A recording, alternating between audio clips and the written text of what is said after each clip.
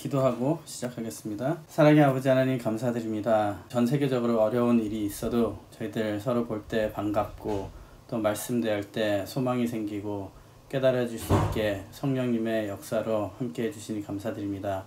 오늘도 말씀 공부할 때 부족한 입술이 오나 하나님께서 성령으로 도와주시고 깨닫게 해주셔서 우리 각자 삶에 힘이 되고 도움이 될 수 있도록 허락하여 주시고, 지금 교회도 가지도 못하고 집에서 예배드리고 있으나 이 기회가 하나님 앞에 더욱더 가까이 갈 수 있는 기회, 또 영적으로 성장할 수 있는 기회가 될 수 있도록 도와주시옵소서. 그렇게 이루어 주실 줄 믿고 감사드리며 예수님 이름 받들어 간절히 기도드리옵나이다. 아멘. 반갑습니다. 또 지난주에 노아에 대해서 잠시 살펴봤는데요. 오늘은 아브라함에 대해서 살펴보는 시간을 갖도록 하겠습니다. 아담으로부터 10대 후에 노아가 노아를 찾으셨고, 노아로부터 또 10대 후에 아브라함이라는 인물을 찾았는데요.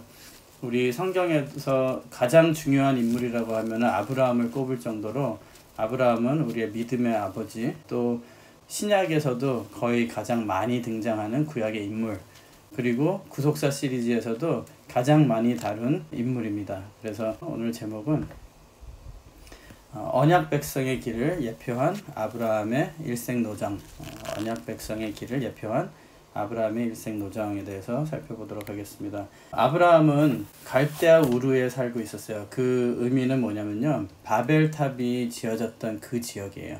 그래서 그냥 우리가 추측만 해봐도 그 지역의 사람들, 그 다음에 종교성, 생활 방식을 생각해 보면은요, 아브라함이 살던 그 시대의 그 장소는 지금 우리가 사는 이 시대와 비슷하지 않을까. 죄악이 물들고 또 하나님을 배제한 그런 삶, 우상 숭배가 가득했던 그런 그런 곳이 아니었나. 그래서 하나님께서 불러냅니다, 아브라함을.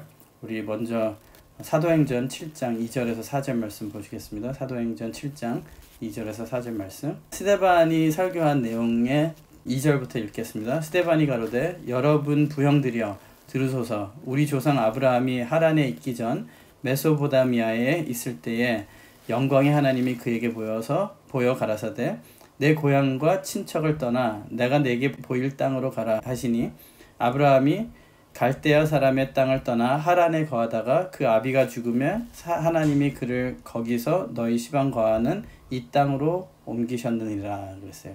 그래서 하란에 있기 전에 메소포타미아는 그 갈대아 우르 바벨론 그 지역이에요. 있을 때 하나님이 그에게 보여 가라사대 떠나라 그랬어요. 그랬을 때 아브라함은 떠났어요.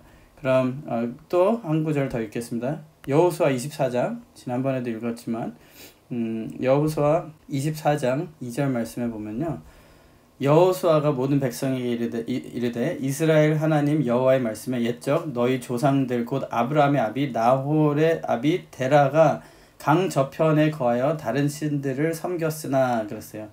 그러니까 아브라함은 직접적으로도 자기가 살던 집에서도 우상을 섬기던 그런 집에서 태어났고, 그런 집에서 자랐고, 그 주위 지역도 마찬가지예요. 그런 사람을 어떻게 하나님께서 구하셨는가, 어떻게 믿음의 아버지가 될 수 있었는가.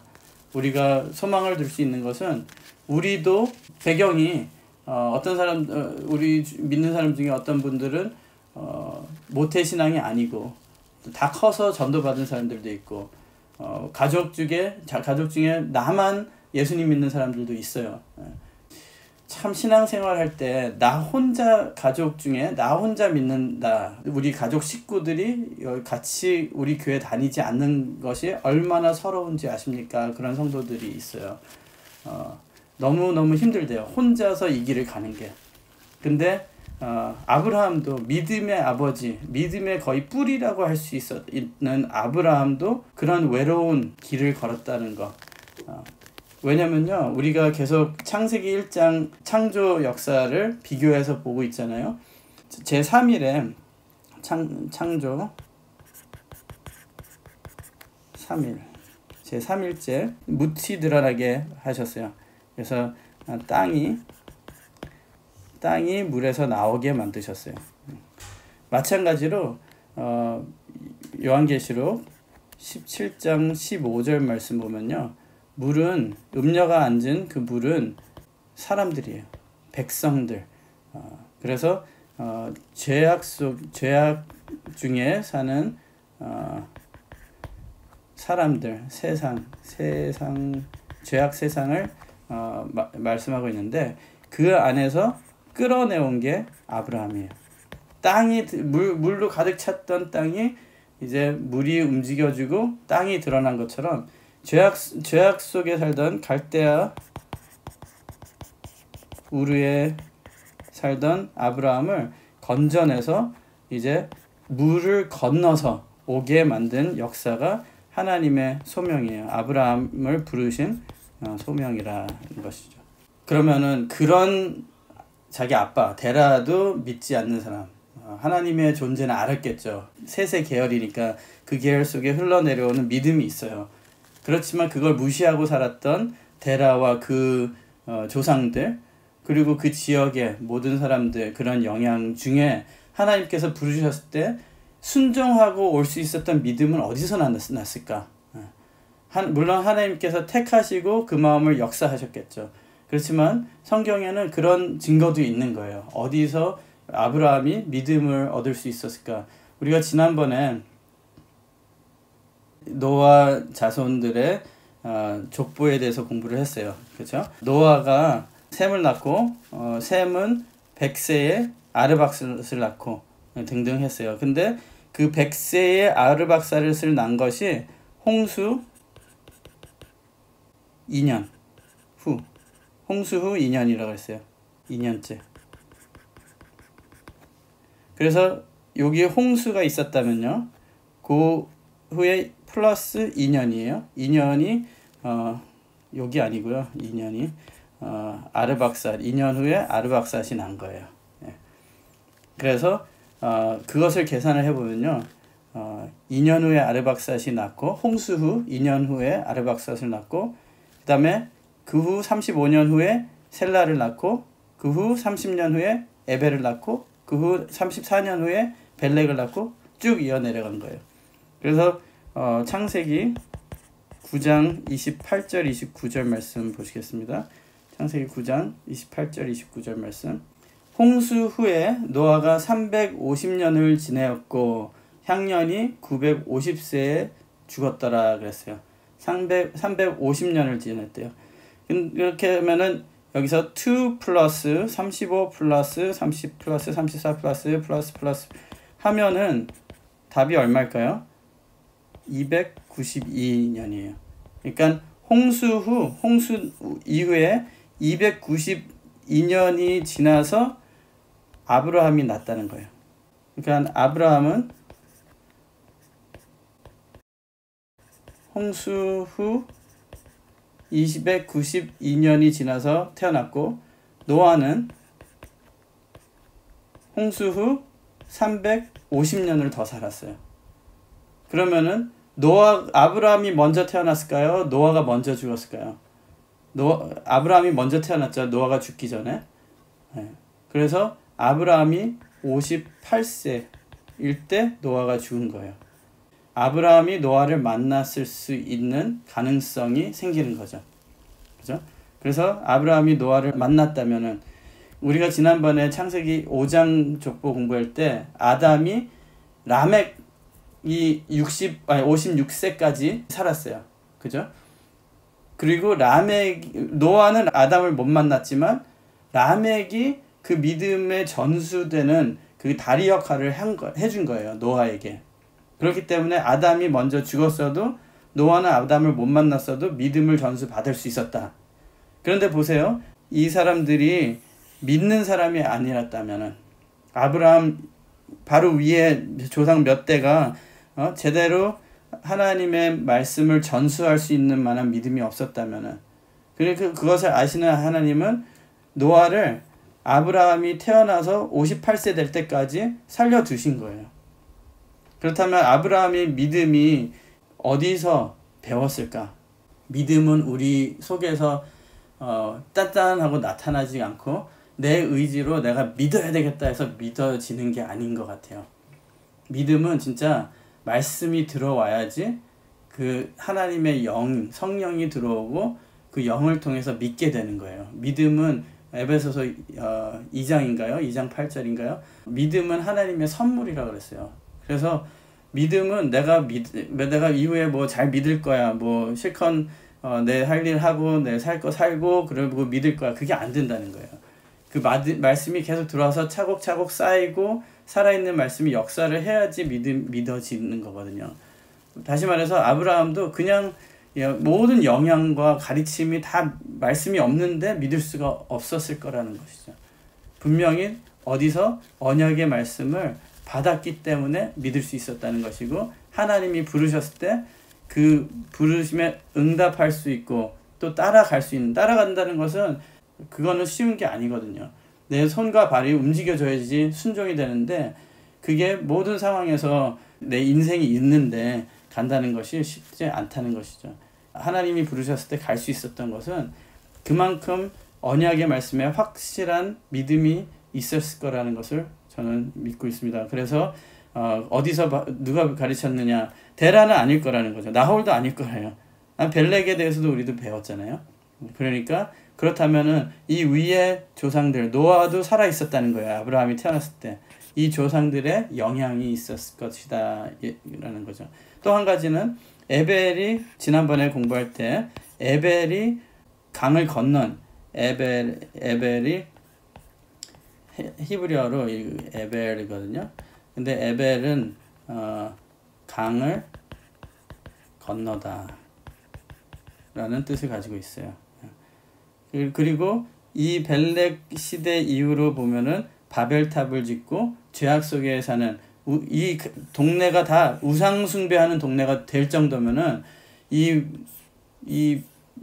믿음의 조상들은 거기 있었을까 없었을까 생각할 때 그 사람들이 있었다면은 그 지역이 그렇게 되지 않았을 테고, 또 그 지역이 그렇게 될 모든 사람들이 우상 숭배하는 지역이 되고 그런 문화가 되었는데 노아셈 아르박삿이 거기에 살 수 있었을까. 그래서 이들은 강을 건너서 하란 지역, 알레포 지역으로 떠나갔다. 그래서 에벨은 강을 건넌 자. 그리고 아브라함도 가나안 땅으로 갔을 때 별명이 생겼어요. 그것은 히브리인이라는 거. 히브리인, 이브리였어요. 그래서 같은 어원에서 나오는 히브리. 제가 처음 미국 갔을 때 영어를 못했죠. 그리고 생긴 것도 한국에서 갓 넘어온 사람처럼 생겼어요. 지금은 잘 모르겠어요. 지금은 어디 가면 사람들이 어떻게 보는지. 근데 제가 중학교, 고등학교 미국에서 다닐 때 별명이, 저 같은 사람들에게 지어진 별명이 있었어요. 별명은 뭐냐면요, 미국에 사셨던 분은 아실 수도 있지만 FOB예요. Fresh off the boat. 뭐예요? 배에서 갓 내린 사람 같다는 거예요. 갓 넘어왔다 라는 거예요. 배 타고 갓 넘어왔다. 무슨 말인지 아시겠죠? 촌스러워 보인다는 거예요. 촌스럽다는 거예요. 지금 보면은 미국에 계시는 분들은 기분 나쁠 수 있지만, 지금은 한국이 막 발전하고 더 패션도 그렇고 그래서 외국에 있는 사람들 촌스러워 보이지만, 그 당시에 미국에 사는 사람들의 눈에는 한국에서 막 갓 넘어온 사람이 막 너무 티가 나는 거죠. 그러니까 그런 사람들을 FOB, FOB라고 불렀어요. 설명이 너무 길었는데, 이불이라는 거는 그런 별명 같은 거예요. 이불이 강 건너온 외국인이다 라는 의미예요. 그래서 에벨이 알레포 지역에서 나온 유물에서 발견된 토판 그런 내용을 보면요, 에벨이 와서 이 왕국을, 에블라 왕국이라 그래요. 에블라 왕국을 지었다. 그리고 거기에 하나님의 성호 뭐 등등 성경에 나타나는 그런 증거들이 나타났다는 거예요. 그것을 다 통틀어서 보았을 때 여기서 보면요, 여기 지도가 있네요. 여기가 우르예요. 갈대아 우르. 그리고 보시면 요 줄이 요게 유브라데 강이에요. 이렇게 유브라데 강이고 하란이 여기 있어요. 하란. 그리고 알레포가 여기 있어요. 이 지역에서 그런 유물들이 발견된 거죠. 그리고 또 한 가지 성경적인 증거가 있다면 뭐냐면요. 아까 사도행전 7장에 우리가 읽었을 때 사도행전 7장에 보면요.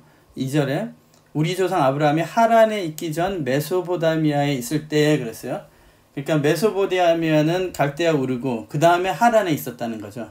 하란에 있을 때 있었다는 건데 그때 그 전에 이제 우르에 있을 때는 하나님께서 부르실 때 3절에 가라사대 네 고향과 친척을 떠나 내게 보일 땅으로 가라 하시니 그랬어요. 떠났어요.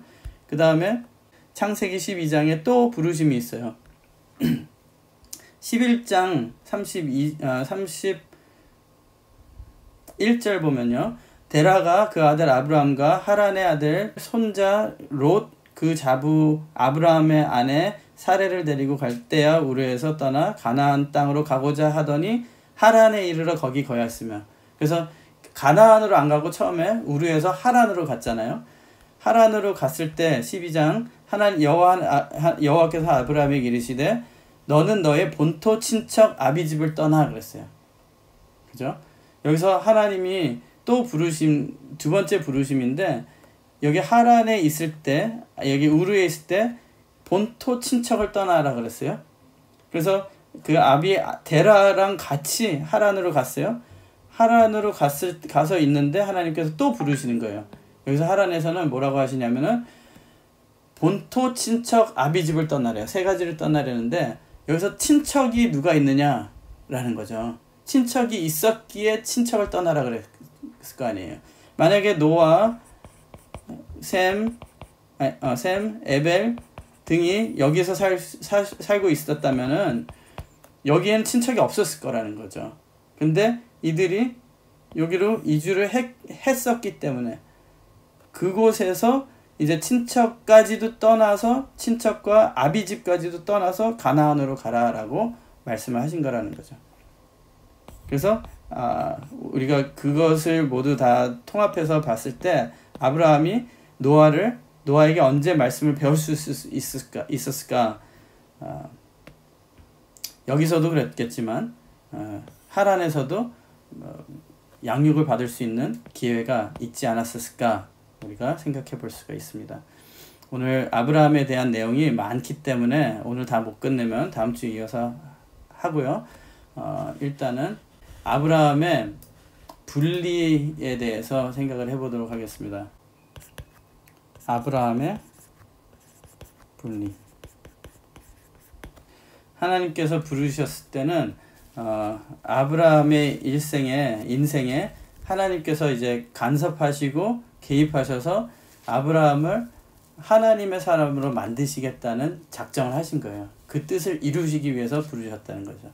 우리를 부르실 때도 하나님께서 분명히 어떤 일이 있어도 우리를 하나님의 자녀로 또 천국 백성으로 삼으시기 위해서 부르셨을 줄 믿습니다. 그래서 우리 삶에 있는 모든 노정이 진짜 하나님께서 계획하시고 작정하시고 또 아시고 아브라함이 그렇다고 해서 하나님이 부르셨을 때 순종했다고 해서 그다음부터 모든 일이 순조롭고 편하고 잘 된 게 아니에요. 힘든 일도 있었고 진짜 하나님이 살아 계실까 하는 일들도 있었다는 거죠. 그런데 끝에 보면은 진짜 아브라함이 믿음의 아버지가 될 정도로 돼 있었다는 것이죠. 우리가 구속사 10권에서도 아브라함에 대해서 다루잖아요. 아브라함의 일생노정 보면은요, 그 업앤다운 그 다음에 모든 사건들을 통해서 아브라함의 믿음이 결국 이삭을 바칠 수 있는 믿음으로 거듭나는 그 과정이 아브라함의 믿음이 대단해서가 아니라는 거죠. 물론 대단하지만 하나님이 그걸 만들어 주셨다는 거예요. 그 노정을 통해서. 그래서 우리도 이 아브라함의 분리를 보면서 우리 삶에 하나님이 어떻게 하나님께 더욱더 가까이 가고 하나님의 뜻을 깨닫고 믿음의 사람으로 거듭나게 해주시는가 생각해 보도록 하겠습니다. 아브라함의 분림. 첫째로는 내 고향을 떠나라. 본토.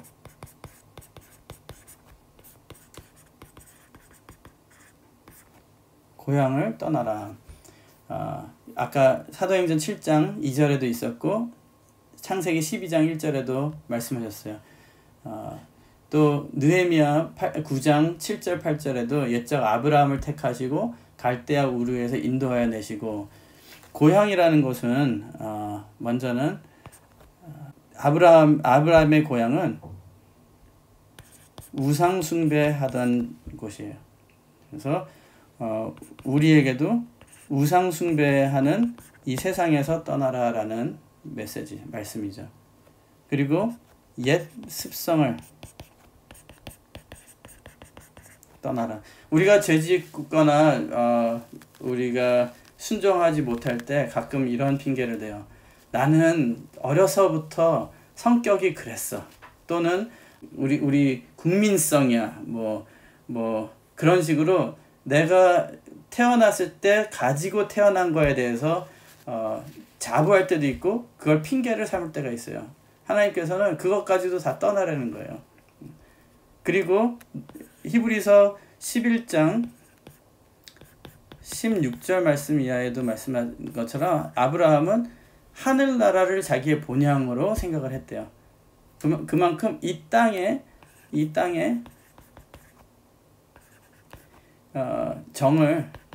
땅에서 정을 떼라는 거예요. 미련을 두지 말라는 거죠. 그 다음에 두 번째로는 아비 집을 떠나라 했어요. 아비.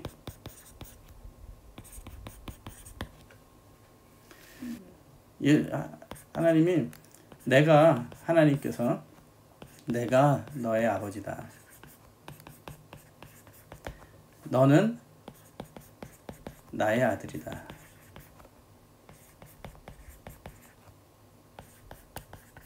라는 말씀입니다. 또 아비집을 떠나라고 하신 이유 중에 하나는 아브라함 보고 우르에 있을 때 가나안으로 가기 위해서 떠나라고 하셨는데 그 아비 데라가 나섰어요. 데라가 아들과 자녀들을 이끌고 하란으로 갔다고 창세기 11장에 말씀하고 있습니다. 하란에 이른 이유 중에 하나도 또 거기에 친척들이 있기 때문이 아닐까. 그리고 하란은 그 당시에 무역도시, 아주 부유하고 편한 도시였다고 볼 수가 있어요. 그러니까 하란으로 가서 있었던 거예요. 그리고 사도행전 7장으로 다시 가보면요, 4절 말씀에 아브라함이 갈대아 사람의 땅을 떠나 하란에 거하다가 그 아비가 죽음에 하나님이 그를 거기서 너희 시방과 하는 이 땅으로 옮기셨느니라. 이 땅은 가나안 땅이겠죠. 근데 하란에서 아비가 죽은 다음에, 아비가 죽은 후에, 그러면 아비가 언제 죽었나? 여기서 우리가 구속사 시리즈에서 우리에게 알려주신 내용인데요. 아비가 언제 죽었나 보시겠습니다. 11장 창세기. 데라는 205세를 향수하고 하란에서 죽었더라 그랬어요. 데라는 205세를 향수하고 죽었대요. 근데 아브라함은 몇 세에 떠났죠? 하란에서 떠난 것은 12장 말씀 볼 때 12장 1절에 하나님께서 부르시죠. 그리고 4절에 이에 아브라함이 여호와의 말씀을 쫓아갔고 롯도 그와 함께 갔으며 아브라함이 하란을 떠날 때 그 나이 75세였더라 그랬어요. 그럼 75세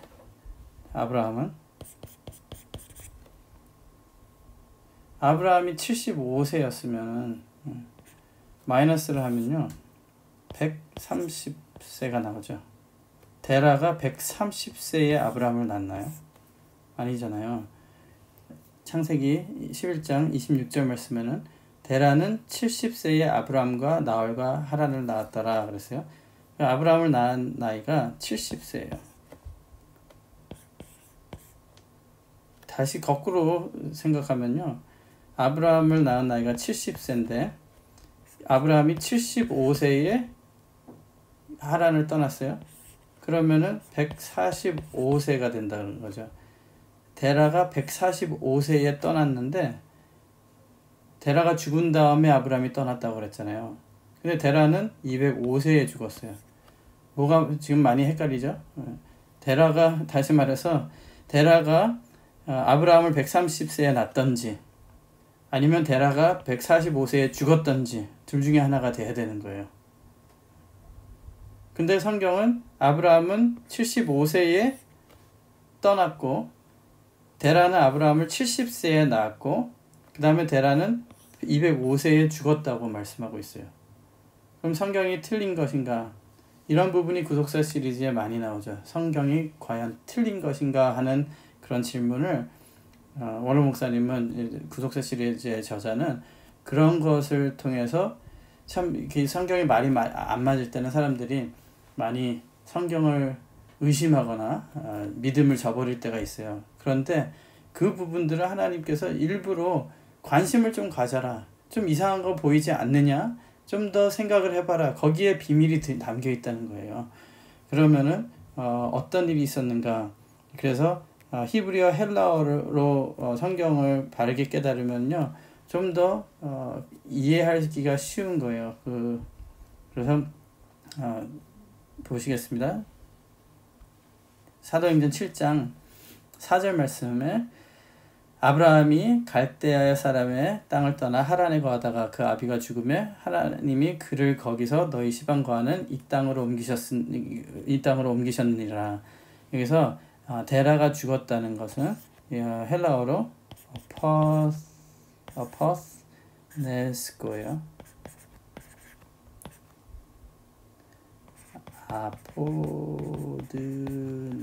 아포드네스코. 이 단어는 사도 바울이 고린도전서 15장 31절에 나는 매일 죽노라. 그 죽노라예요. 그때 사용된 단어예요. 우리는 그리스도 안에서 우리의 옛사람이 죽어야 된다 할 때 그 단어예요. 그러니까 표면적인 죽는 거에서도 사용될 때가 있지만 옛사람을 죽인다 할 때 사용되는 단어예요. 이 단어를 어떤 식으로 사용됐느냐 볼 때 이 사도행전은 누가가 쓴 거잖아요. 제자 누가가 쓴 건데 같은 저자가 같은 장에서 죽었다는 표현을 또 할 때가 있습니다.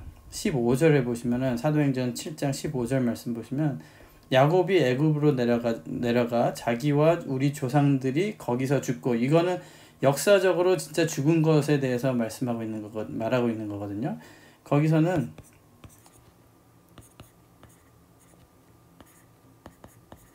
텔류타오라는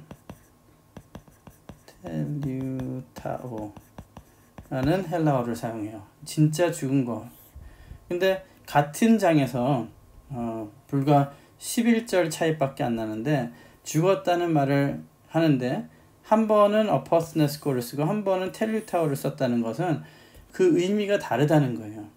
그래서 텔류타오는 야곱이 역사적으로 진짜 애굽에서 죽었다는 내용을 말씀하는 내용이고 데라가 죽었을 때 아브라함을 옮기셨다 하는 것은 아포스네스코 믿음으로 하나님을 나의 진정한 아버지로 영접하면서 세상을 등졌다라는 거예요. 그렇기 때문에 떠날 수 있었던 거죠.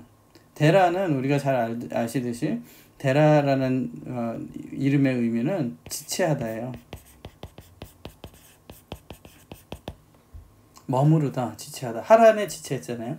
그리고 자세하게 우리가 알 수는 없지만 아마 여러분이나 저도 마찬가지였을 거예요. 부모가 여기가 좋다고 너네 가족도 다 있지 않냐, 친척도 다 있지 않냐, 여기가 좋은데 어딜 또 가려고 하느냐, 나이도 이렇게 많이 들었는데 뭐 등등 못 가게 하는 이유가 있었을 거라는 거죠. 그것은 인간의 정 때문에 못 갔을 수도 있었다는 거예요. 그것을 단절시키는 내 마음속에 그런 세상에 대한 그런 나약함, 그런 그런 것을 죽여버렸다는 의미로 사용되고 있습니다. 여러분과 저의 삶에 대라가 있을 수 있어요. 하나님의 뜻을 향해 가야 되는데 실은 여러분은 하란이 좋겠어요? 가나안이 좋겠어요? 가나안에는 아무도 아는 사람이 없고 거기에서는 어떻게 먹고 살지도 모르겠고 진짜 고생이 뻔하게 눈에 보이는데 하란은 편하거든요. 아는 사람도 많고 또 이제 안정도 취했고 또 여러 가지로 물질적으로나 식구 가족적으로나 가정적으로나 봤을 때 더 안정적인 곳이었을 것 같아요. 근데 하나님의 뜻은 가나안에 있거든요. 그걸 할 수 있느냐? 하나님께서는 아브라함을 이렇게 요구를 하실 때 떠나라 또는 분리해라 요구를 하실 때 그거 쉽지 않아요. 우리도 마찬가지고요. 쉽지 않지만 아브라함은 데라를 죽이듯이 표면적으로 주는 게 아니라 내 마음속에 데라를 넘어선 거예요. 일어난 거죠. 그래서 떠날 수가 있었던 것입니다. 세 번째로는 롯을 떠나라 그랬어요. 창세기 13장 1절에서 11절 말씀. 롯을 떠나라. 다 떠나고 이제 나왔어요. 근데 한 명 남은 피부치 가족 롯이었어요. 근데 롯 때문에 잘못하면은 욕심이 들어올 일이 생겼고 롯으로 인해서 더 전진하기가 힘든 시기까지 왔다는 것을 볼 수가 있습니다. 그럴 때 하나님께서 롯을 보내라. 그래서 로마서 8장 6절에서 9절 말씀, 로마서 8장 6절에서 9절 말씀 보시겠습니다. 육신의 생각은 사망이요 영의 생각은 생명과 평안이니라. 육신의 생각은 하나님과 원수가 되나니 이는 하나님의 법에 굴복지 아니할 뿐 아니라 할 수도 없음이라. 육신에 있는 자들은 하나님을 기쁘게 할 수 없느니라. 만일 너희 속에 하나님의 영이 거하시면 너희가 육신에 있지 아니하고 영에 있나니 누구든지 그리스도의 영이 없으면 그리스도의 사람이 아니라. 그래서 육을 따르지 않고 영을 따르라는 말씀. 그래서 그것을 요구하시는 것이 떠나라. 그것을 너의 삶에서 잘라버려라 라는 거예요. 육의 생각으로 육의 욕심을 따르지 말고 영적인 것을 추구해라. 그 다음에 네 번째로는 여자와 하가를 얘기하는 거예요. 여자와 그 아들 이스마엘을 내보내라. 창세기 21장 8절에서 21절 말씀이에요. 이삭이 태어나기 전에 하나님께서 말씀하신 것은 너의 씨가 너의 후손, 너의 상속자가 될 것이다. 그래서 아브라함의 씨면 되겠지라고 생각했을 것 같아요. 잘못하면. 그래서 여자 사라의 아이디어로 그 하갈과 동침해서 아들을 낳은 것이 이스마엘이에요. 하나님께서 약속하셨는데 약속 성취가 늦어요. 인간이 생각하기에 불가능할 때까지 늦어요. 어쩔 때는 하나님께서 진짜 이렇게 해서 되겠나 싶을 정도로 이루어 주시지 않을 때가 있다는 것이에요. 그래서 하나님의 뜻을 이루겠다는 마음으로 이렇게 아들을 낳았을 거예요. 내가 하나님의 뜻을 이루는데 도움이 되어드려야겠다. 아마 그런 생각이지 뭐 하나님의 뜻을 거스르려고 한 건 아닐 거라는 것이죠. 그렇지만 문제는 하나님의 뜻을 바르게 깨닫지 못하고 나의 성급함과 사람의 때에 맞춰서 내 생각하기에 지금 안 하면 안 되겠다라는 내 때, 내 시간에 맞춰서 하나님의 일을 했다는 것이죠. 그래서 하나님께서는 인정을 안 하세요. 로마서 9장에도 말씀하고 있고요. 이스마엘은 아니다 라고 말씀하시는 거죠. 그래서 내보내라는 거예요. 그리고 이삭이 자랐을 때 이삭은 언약의 자손인데 이삭에게 위험 인물이 되어버린 거예요. 이 두 사람이. 그러니까 하나님의 뜻에 방해가 되는 일이 됐다는 것이죠.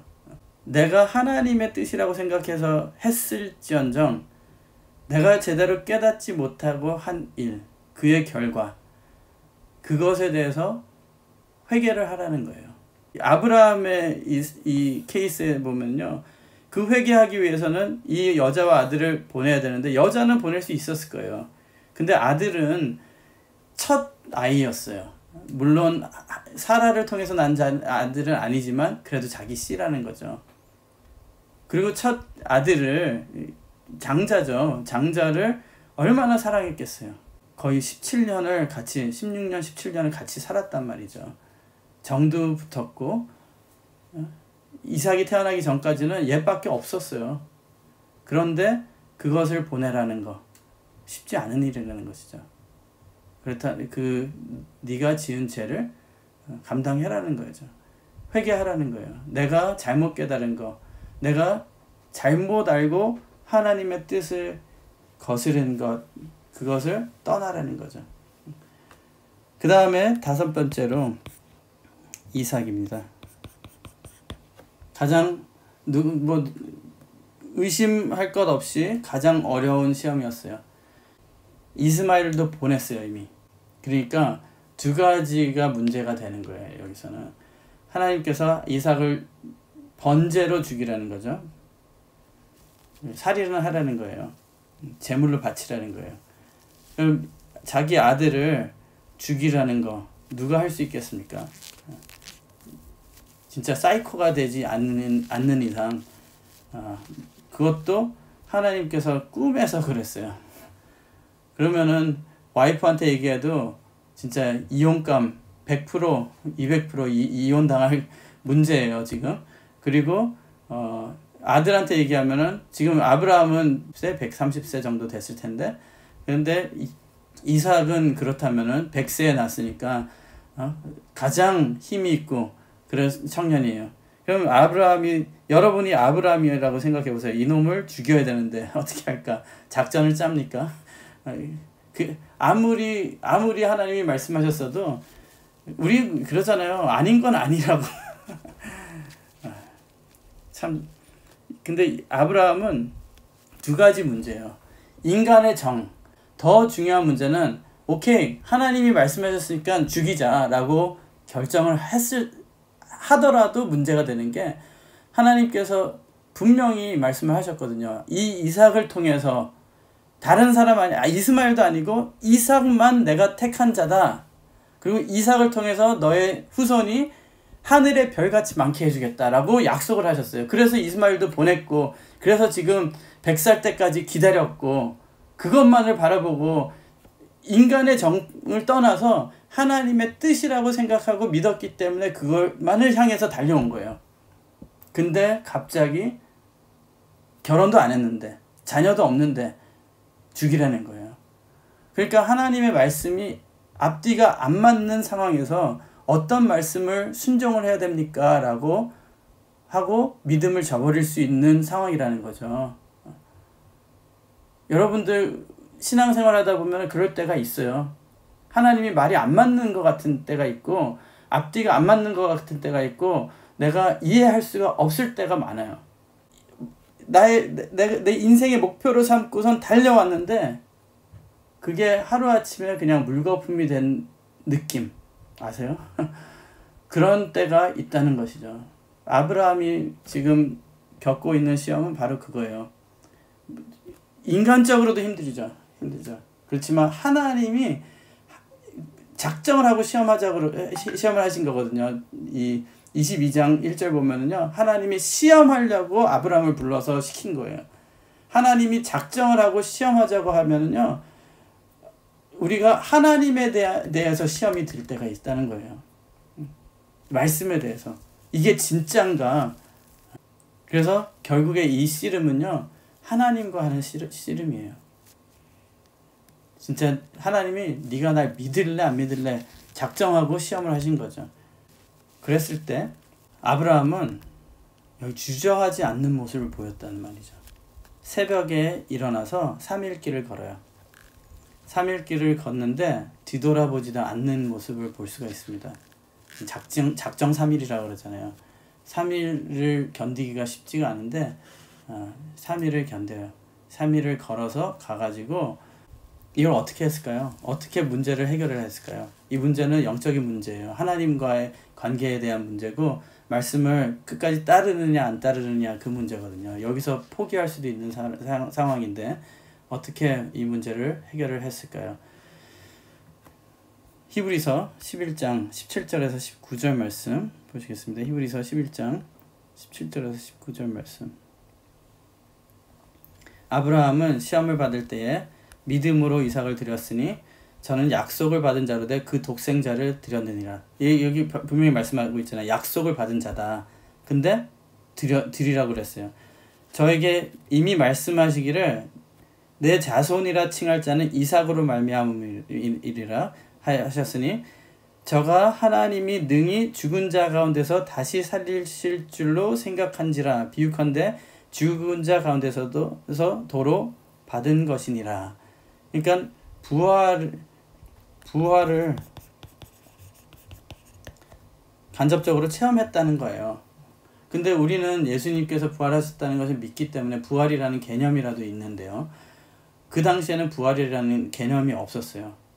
부활과 변화라는 것은 영원한 생명의 영생으로 들어가는 길이거든요.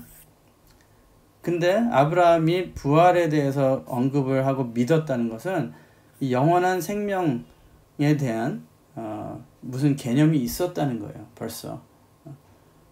그래서 한번 보시겠습니다. 이삭이 3일을 가서 모리아에 도착해서 하나님께서 지시한 그 산을 향해서 가는데 또 올라가는데 창세기 22장 말씀 보시겠습니다. 창세기 22장 4절에 제3일에 아브라함이 눈을 들어 그곳을 멀리 바라본지라. 이에 아브라함이 사환에게 이르되 너희는 나와 함께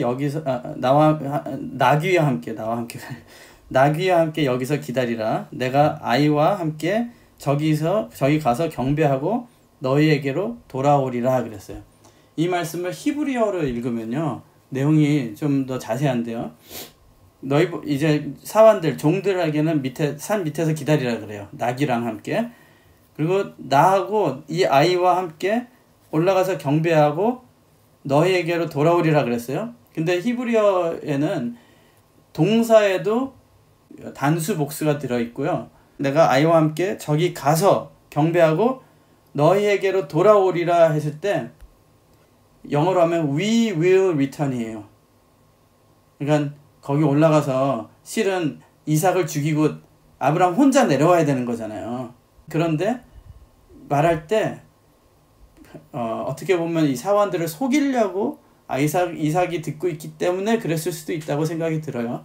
그렇지만 이 언어는 우리가 둘 다 가서 경배 드리고 둘이 같이 내려오겠다라고 얘기를 한 거예요.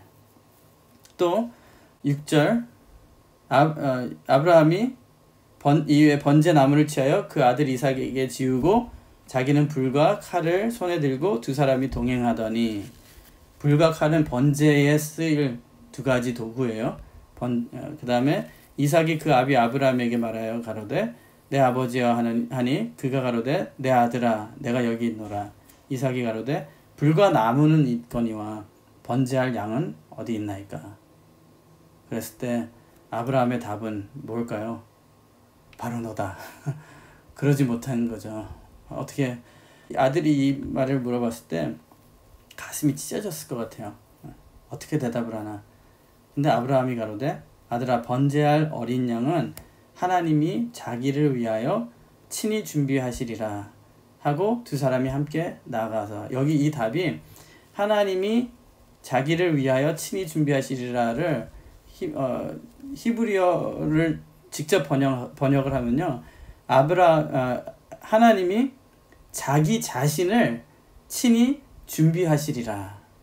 그리고 또 결박을 해서 이제 10절에 손을 내밀어 칼을 잡고 그 아들을 잡으려 하더니 여호와의 사자가 하늘에서부터 그를 불러 가라사대 아브라함아 아브라함아 하시는지라. 아브라함이 가로되 내가 여기 있나이다 하매 사자가 가로되 그 아이에게 내 손을 대지 말라. 아무 일도 그에게 하지 말라. 네가 네 아들 네 독자라도 내게 아끼지 아니하였으니 내가 이제야 네가 하나님을 경외하는 줄 아노라 말씀하시고 13절에 아브라함이 눈을 들어 살펴본즉 한 수양이 뒤에 있는데 아브라함이 가서 그 수양을 가져다가 아들을 대신하여 번제로 드렸더라. 그 수양은 예수님을 미래에 오실 예수님을 상징하는 거예요. 근데 여기에 히브리어로 눈을 들어 살펴본즉 한 수양이 뒤에 있는데 그랬어요. 이 히브리어 단어는 아할입니다. 아할이에요. 아할이라는 단어는요 주로 시간적인 표현이에요. 여기선 뒤라는 것은 공간적인 표현이잖아요. 뒤로 돌아봐라. 근데 영어로는 behind잖아요. behind. 근데 주로 대부분 이 단어가 번역될 때는 after로 번역이 돼요. 시간의 뒤라는 거죠. 더 후에. 그러니까 또 히브리인들은 히브리어를 읽는 사람들은 이렇게 읽을 수도 있다는 거예요. 13절에 눈을 들어 살펴본즉 한 수양이 이후에 있는데 그가 아들을 대신하여 번제로 드려졌다는 거죠. 이것을 뭐 아브라함이 그걸 알았느냐 모르는 거죠. 그렇지만 이 성경을 기록하실 때 그 언어를 하나님께서는 우리가 읽을 때 그 의미를 예수님에 관련돼서 어떤 의미가 있는지 깨달을 수 있게 기록을 하셨다는 거예요. 이삭을 번제에 바치는 것은 결국 예수님의 십자가를 예표하는 일이었는데요. 예수님의 십자가는 번제였습니다.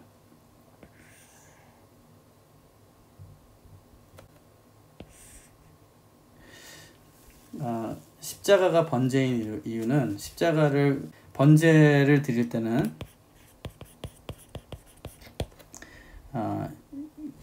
그 희생 짐승을 6조각으로 자릅니다. 머리 자르고 먼저 피를 뽑죠. 그 다음에 머리를 자르고 양팔, 양다리, 다리가 넷이니까 네 다리, 그 다음에 몸. 그래서 창자를 꺼내고 그것을 다 태워요. 그리고선 6조각을 다 태웁니다.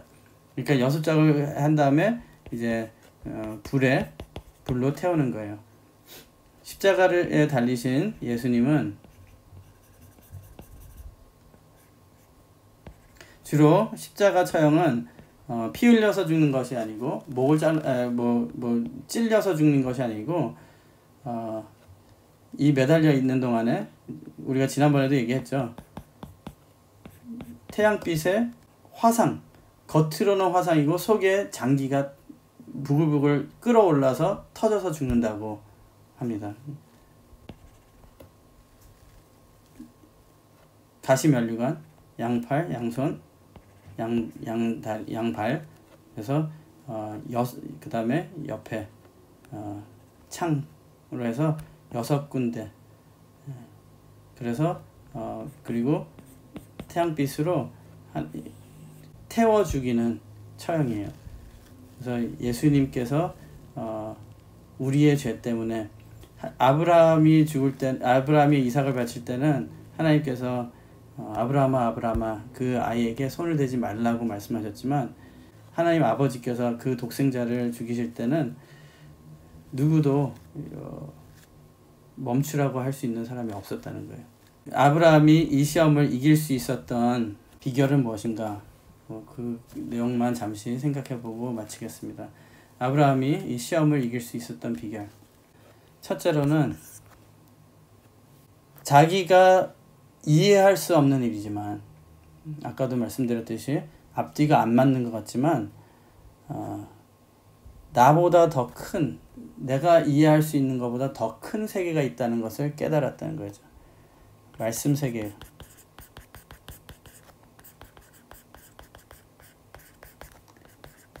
더 크다는 것. 곧 하나님이 나보다 훨씬 크신 분이다라는 것을 의심치 않고 믿었다는 거예요. 그래서 지금 내가 마음에 안 들고 내가 힘들고 나에게 이해가 안 되지만 결국에는 하나님께서 나보다 더 잘 아실 것이다. 거기서 나오는 믿음이 나는 하나님의 구속사, 구속 역사 하시는 그 역사, 구속사 안에 들어있다. 그것을 믿었다는 거예요.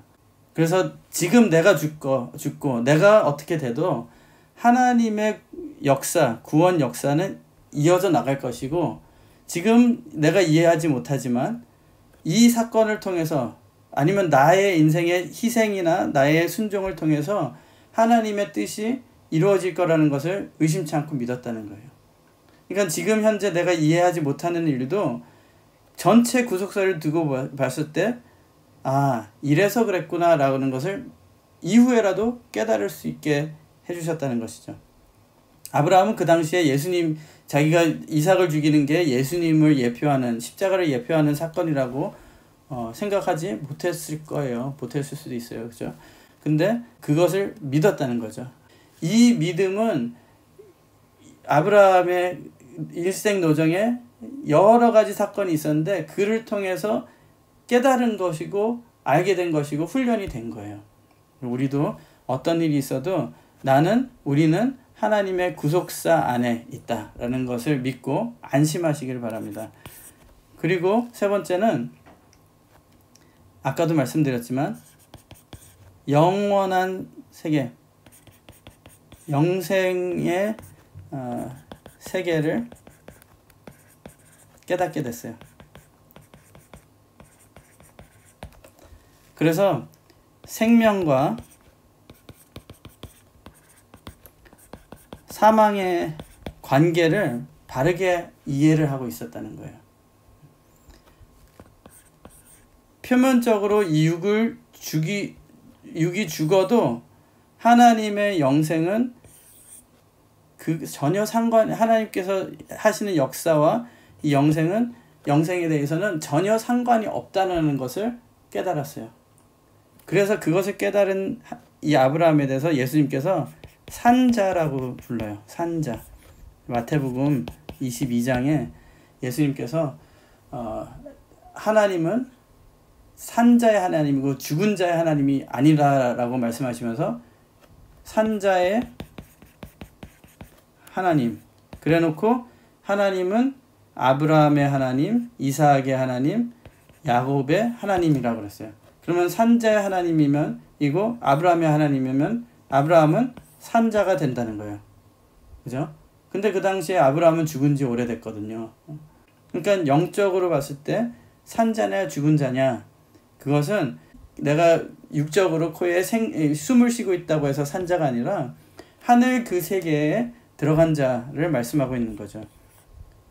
그래서 하나님에게는 살았거나 죽었거나 상관없이 역사를 하실 수 있고 또 죽은 자도 다시 살릴 수 있는 역사를 하실 수 있고 내 때가 아니라 하나님의 때, 하나님의 시간에 맞춰서 역사를 하신다는 것을 믿었기 때문에 자유로웠던 거예요. 그래서 우리는 이게 말이 안 돼요. 이삭을 통해서 분명히 자손이 하늘의 별과 같이 많게 해준다고 했는데 왜 죽입니까? 우리한테는 1+1이 2여야 되는데 이게 말이 안 된다는 거예요. 근데 우리의 상식으로 이해하지도 못하는 그 세계를 아브라함은 이해를 하고 있었다는 거예요. 어떻게 이해를 하고 있었는가? 마지막으로 다음 주에 이어서 할 예고편이에요. 어떻게 이해를 했는가? 아브라함은 이전에 하늘에서 온 자를 만난 적이 있습니다. 천사들과 같이 오신 하나님을 만난 적도 있지만 멜기세덱을 만났어요. 멜기세덱을 만났는데요. 그 사건에서 멜기세덱에게 복을 받습니다. 그 복을 받는 것이 너무나도 중요한 게, 우리는 때로는 복 받는다 하면은 물질적인 복을 생각할 때가 많잖아요. 아니면 건강적인 복. 근데 이 복을 받으시길 바랍니다. 왜냐하면 이 복을 받았기 때문에 이 생명에 대해서, 영생에 대해서 믿을 수 있었고 순종을 할 수 있었다는 거예요. 근데 이 복을 받으려면은 멜기세덱을 만나야 되는 거였죠. 아브라함에게는. 우리도, 그리고 이후에 야곱도 마찬가지예요. 야복강에서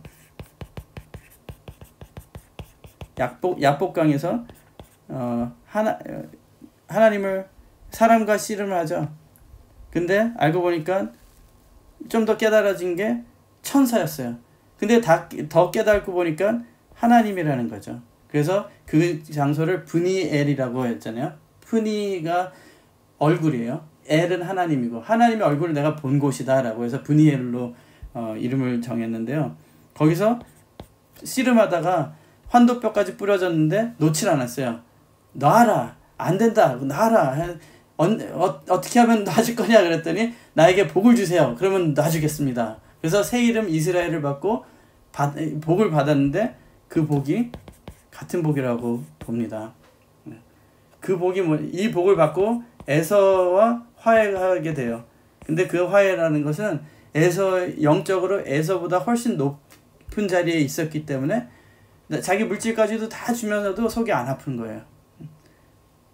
그만큼 이 영적인 복은 마치 내가 아무도 모르게 수백억의 이라는 돈이 생겨가지고 은행에다 다 잠궈 놓은 거. 그러면요, 누구랑 100불 가지고 싸우지 않아요. 내가 내 은행에 수백억이 있는데 뭐 몇십 불 가지고 누구랑 실갱이를 하겠습니까? 그죠?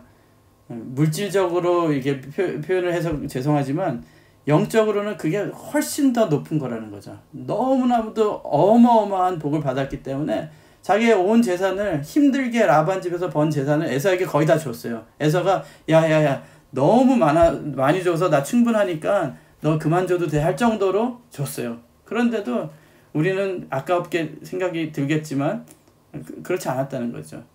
그 이상으로 무엇인가의 그 복이 있었다는 거예요. 멜기세덱이 아브라함에게 기도해준 복, 이 복에 대해서도 우리가 다음 주에 조금 더 생각을 해볼 수가 있는데요. 그 복을 받아서 그것이 실현되고 이루어지려면요, 이런 시험을 통해서 하나님께서 그것을 믿느냐, 뭐를 받으면요, 액티베이션이, 크레딧 카드를 받으면요, 액티베이션을 해야지 사용을 할 수 있어요. 이 시험은 하나님께서 주시는 복을 액티베이션하는 그런 역사였다는 것입니다. 그래서 믿음을 킨 거예요. 믿음을 액티베이션 시킨 거예요. 그래서 그 믿음이 아브라함을 산자로 만들었고 믿음의 아버지로 만들었다는 것입니다. 우리도 아브라함과 같이 먼저 분리의 역사가 있어야 돼요. 창세기 1장에 창조의 역사 때 빛과 어둠을 분리하시고 물과 땅을 분리하시고 하셨듯이 우리 삶에 분리가 있어야 돼요. 계속 나눠지는 게 있어야 된다는 것이죠. 죄악된 것은 걸러내고 또 거기서 좀 더 하나님께서 말씀하시는 곳으로 좀 더 가다 보면은 조금 더 걸러내고 하다 보면은 결국에 이 순종이 어렵게 힘들게 된 것이 아니라 믿어지게 만들어주시고 순종할 수 있게 만들어주셔서 결국에는 산자가 되게 만들어주신다는 것입니다. 우리는 그때까지 끝까지 말씀, 내가 이해가 안 되고 외로운 길이라도 하나님이 반드시 계시다는 것을 믿고 구속사 안에서 하나님이 계획하신 변화세계의 영생의 세계까지 갈 그 계획을 다 짜놓으시고 각자마다 그 길에서 하나님께서 우리를 잘 이끌어 주신다는 것을 믿고 잘 따라가는 성도들 되시길 주님의 이름으로 축원드리겠습니다. 기도하시고 마치겠습니다. 사랑의 아버지 하나님, 감사드립니다. 아브라함을 통해서 우리의 신앙의 노정에 대해서 잠시 생각해 봤습니다. 아버지 하나님, 우리 신앙생활에 어려움이 있고 또 믿어지지 않을 때가 있고 또 이해되지 않을 때가 있습니다. 그렇지만 아브라함을 기억하고 하나님이 우리의 각자의 삶에 구원을 위해서 또 영생을 위해서 아름다운 계획, 멋진 계획을 세워놓으시고 그대로 이끌어 주신다는 것을 믿고 잘 따를 수 있도록 허락하여 주시옵소서. 우리들이 진짜 분리가 되고 영적으로 구별이 되고 또 성화되면서 하나님을 더욱더 잘 믿을 수 있게 해주시고 순종할 수 있도록 허락해 주시고, 그 순종이 힘든 복종이 아니라 우리가 즐겁게 감사하면서 그 영원한 세계, 너무나도 크고 다 깨닫고 말할 수 없을 정도로 그 어마어마한 복을 받아 누릴 수 있는 우리 성도님들 모두 될 수 있도록 허락하여 주시옵소서. 그렇게 이루어 주실 줄 믿고 감사드리며 예수님 이름 받들어 간절히 기도드리옵나이다. 아멘.